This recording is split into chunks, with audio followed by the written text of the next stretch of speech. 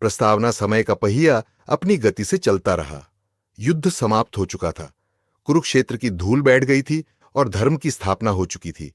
लेकिन जिसके कारण यह सब संभव हुआ, भगवान श्री कृष्ण, उनके भीतर एक अद्भुत शांति के साथ गहराता हुआ सन्नाटा उतरने लगा था। द्वारका अब वह नगरी नहीं रही थी जो कभी संगीत, प्रेम और शौर्य की भूमि थी। कृष्ण के नेत्रों में अब वैराग्य की झलक थी और अधरों पर बांसुरी की धुन की जगह अब मौन का राज्य था।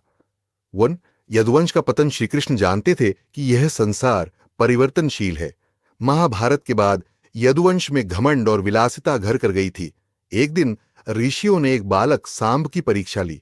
सांब ने मजाक में गर्भवती स्त्री का वेश धारण कर ऋषियों से पूछा, बताइए, पुत्र होगा या पुत्री?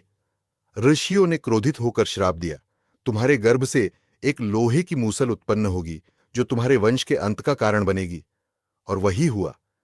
कुछ ही वर्षों में यदुवंशियों में कलह, अंतर्द्वंद्व और संघर्ष इतना बढ़ा कि एक दिन समुद्र तट पर शराब के नशे में उन्होंने एक दूसरे का संहार कर दिया।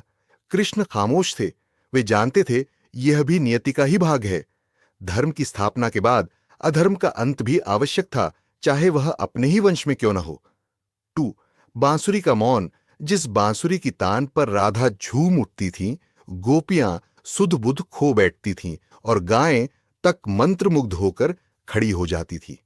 अब वह बांसुरी कृष्ण के हाथों से अलग हो चुकी थी।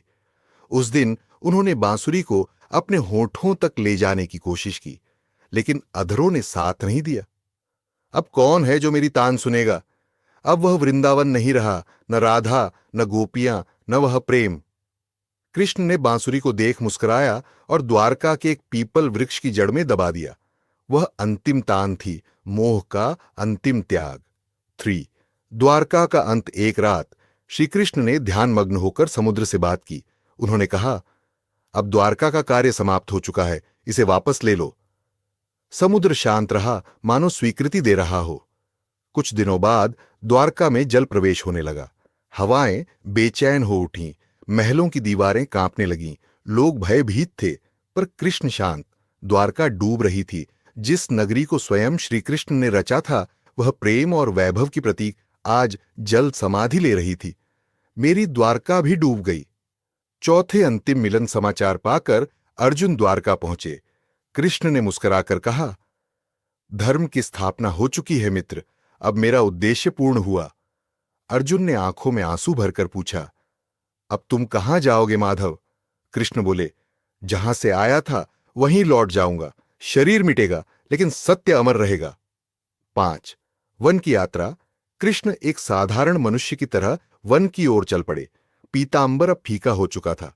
चरणों में स्वर्ण नहीं, केवल धूल थी। एक वृक्ष के नीचे बैठकर वे ध्यान में लीन हो गए।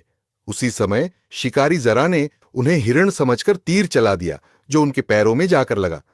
घायल होकर भी कृष्ण मुस्कुराए। यह भी पूर्व निर्धारित था।